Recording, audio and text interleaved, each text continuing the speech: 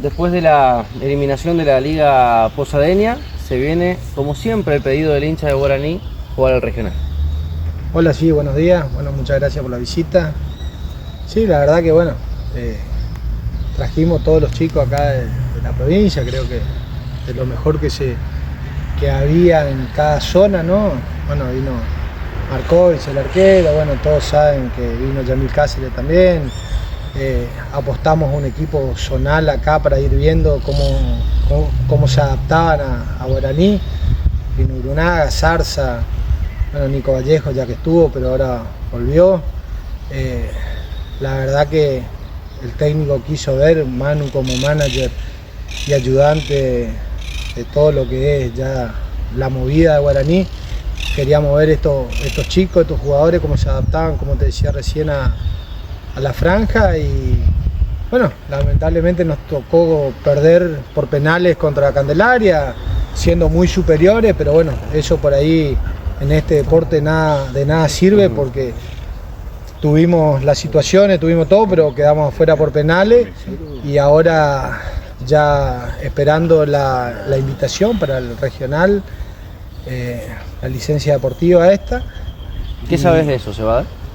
Bueno, creo yo que se tiene que dar en estos días, la licencia deportiva.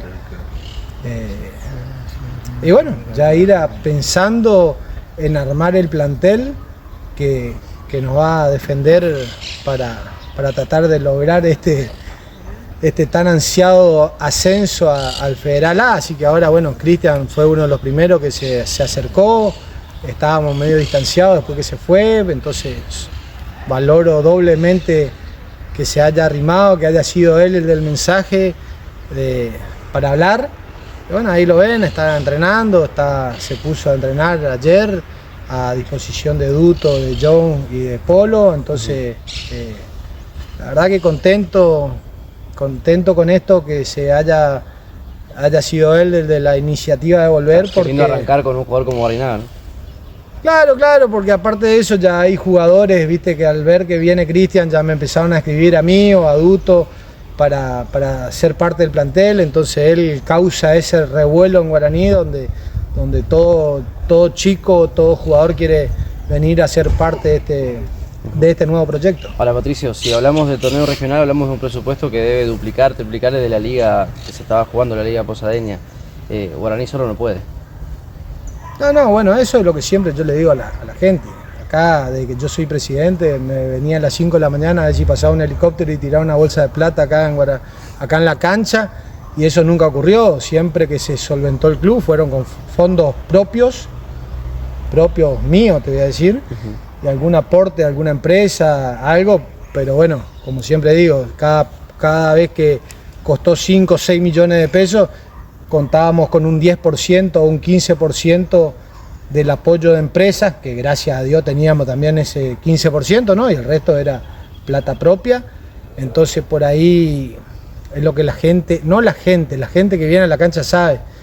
Por ahí la gente de afuera que ve y que opina grande por las redes sociales, es lo que por ahí hablan de que si se tiene que ir a esta comisión directiva o no se tiene que ir a esta comisión directiva, pero la realidad acá que tenemos un aporte mínimo del Estado que colabora, que ayuda, y que uno está contento y agradecido a la vez, pero la gran realidad es que los fondos son míos. Y lo vuelvo a repetir porque por ahí la gente no entiende esa parte donde sí, ¿por qué tantas veces decir que son míos? Porque son míos. Y yo con mi plata hago lo que quiero, y en este caso el amor hacia Guaraní es mucho más fuerte que decir, bueno, me cambio 4 veces la camioneta. Entonces ya te digo, eso lo remarco porque muchas veces todos piensan que la plata viene de arriba, como te decía hoy, y no es así.